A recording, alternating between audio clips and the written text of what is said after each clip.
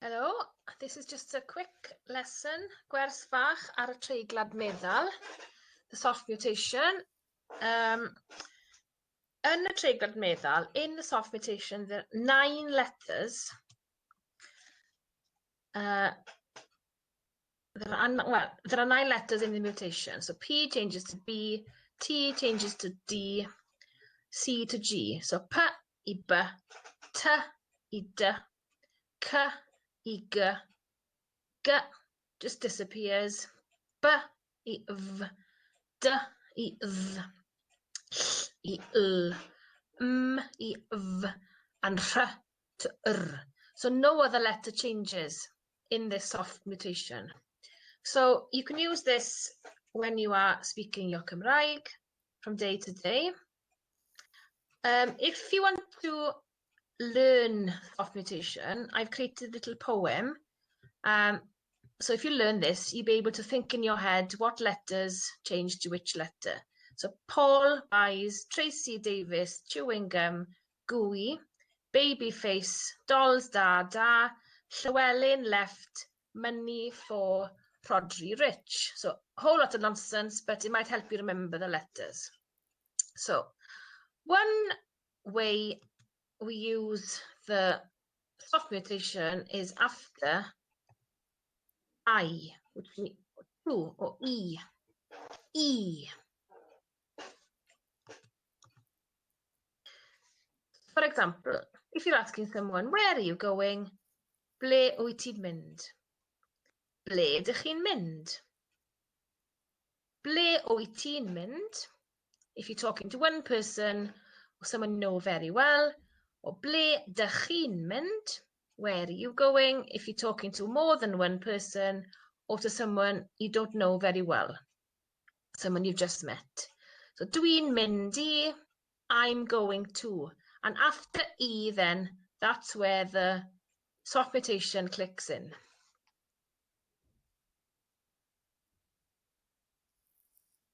So I'm going to show you some place names now. So Pontypridd, okay.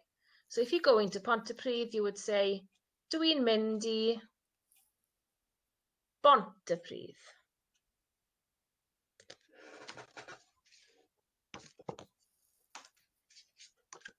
If you're going to Treorchi, you would say, dwi'n mynd I Dreorchi.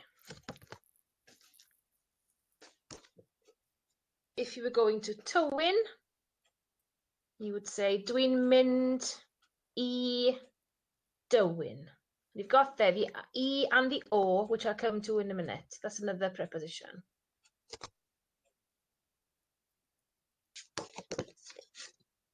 I'm going to Caernarfon. Dwi'n mynd I Gaernarfon. I'm going to Caerdydd. Dwi'n mynd I Gaerdydd.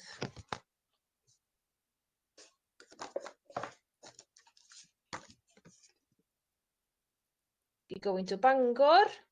Dwi'n mynd I Fangor. See the E there.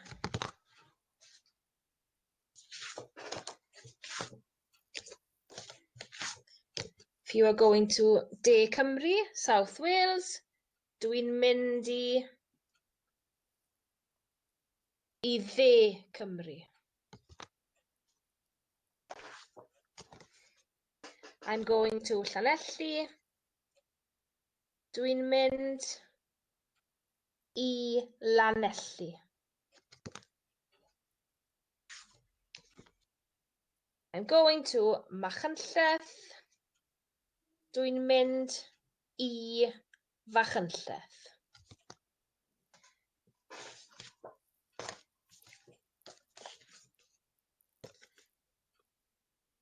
And the last one, yr un diwetha, I'm going to Rhaeadr. Dwi'n mynd I Rhaeadr. So those are obviously some place names, okay? If you are Talking Cymraeg yn y gwaith, yn y coleg, and you want to say, for example, I'm going to a staff meeting. Dwi'n mynd I cyfarfod. Staff is obviously anghywir, wrong.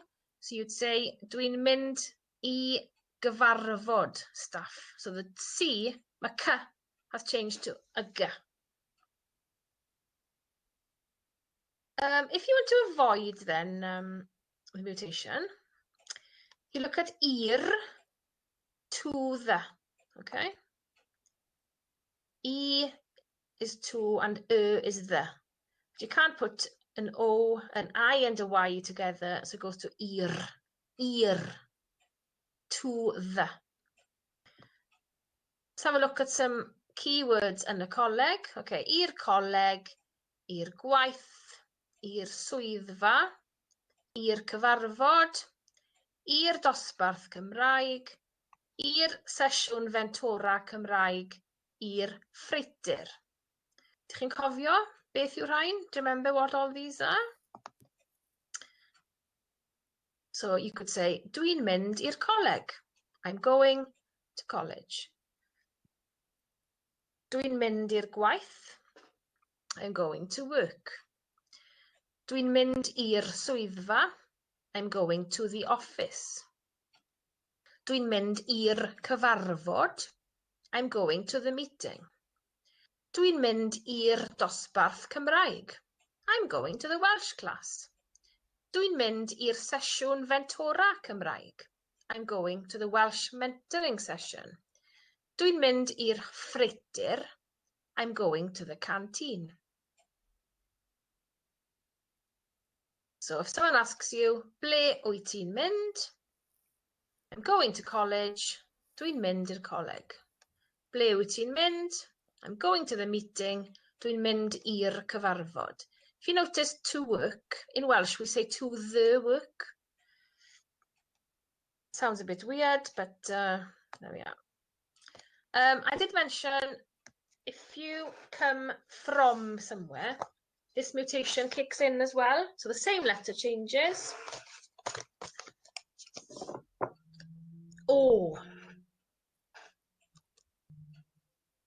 The question would be, where do you come from originally? O ble rwyt ti'n dod yn wreiddiol? From where do you come originally? You can't put an O at the end of a sentence in Welsh.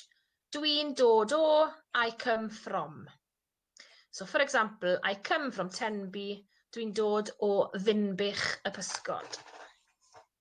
So if you try this one, I come from Pontypridd, dwi'n dod o Pontypridd. I come from Llandudno, dwi'n dod o Llandudno. I come from Treorci, dwi'n dod o Treorci. So you can see the pattern. The mutation only happens once. Another handy one. I come from South Wales. Dwi'n dod o dde Cymru. Okay. Iawn. So I hope that's given you just a quick lesson on the soft mutation. Hwyl.